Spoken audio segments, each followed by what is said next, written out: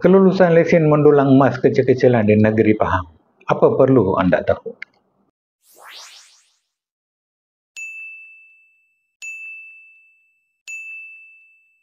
Guys, hari ini saya buat video ni berkenaan isu kelulusan lesen mendulang emas kecil-kecilan oleh negeri Kelantan baru-baru ini, dan ramai netizen persoalkan kenapa negeri Pahang tidak pula berikan kelulusan sebegini pada rakyatnya.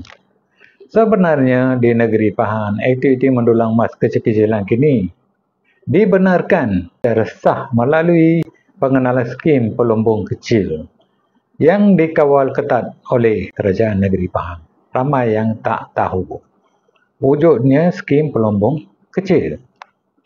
Menurut Menteri Besar, pemilik tanah persendirian yang menemui simpanan emas dalam tanah mereka boleh memohon lesen melalui Pejabat Tanah dan Galian (PTG) dan Pahang Mining Corporation (PMC). Untuk mineral, Pejabat Tanah dan juga Galian Pahang bertanggungjawab mengeluarkan lesen mineral dan menilai permohonan dalam tempoh yang ditetapkan. Pemegang pajakan atau lesen juga perlu membayar sewa mineral dan juga royalti tahunan sebagaimana peraturan negeri. Salah satu sebab mengapa kerajaan negeri membuka ruang ini adalah untuk menyalurkan aktiviti perlumbungan yang dahulunya dilakukan secara haram agar dijalankan secara sah dan juga teratur. Dengan SPK, penduduk yang memiliki tanah boleh mendapatkan pendapatan tambahan hasil daripada emas di bawah tanah mereka, sambil negeri mengawal hasil untuk mengurangkan ketirisan. Lesen hanya untuk tanah persendirian sahaja, bukan lesen mendulang merata-rata tempat. Jadi agak berbeza dengan lesen yang dibenarkan di negeri Kelantan.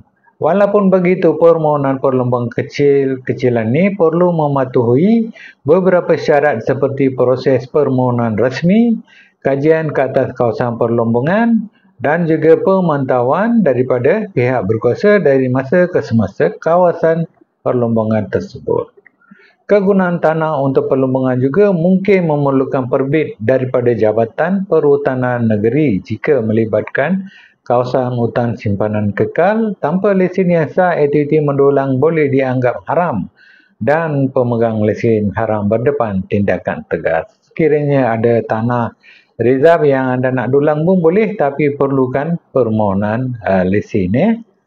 Secara kesimpulan, disebabkan atas dasar Pahang yang kini menyokong perlumbungan kecil-kecilan di bawah skim kawalan SPK, skim perlumbungan kecil-kecilan, peluang untuk mendulang emas secara sah menjadi lebih terbuka. Walaupun ada syarat ketat dan proses administrasi yang perlu diikuti, skim ini memberi manfaat ekonomi kepada pemilik tanah serta memastikan pengurusan mineral negeri yang lebih sistematik dan juga lestari, serta peluang royalti untuk kerajaan negeri.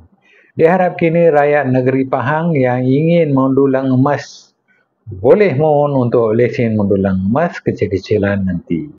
Kalau anda perlukan peralatan mendulang emas seperti dulang, mesin pengimbas emas yang boleh saja didapatkan daripada sini, ataupun kad deskripsi. Kad tanpa mesin, tanpa dulang ni susah kita nak dulang emas, sebab ini adalah peralatan khas khusus untuk dulang emas.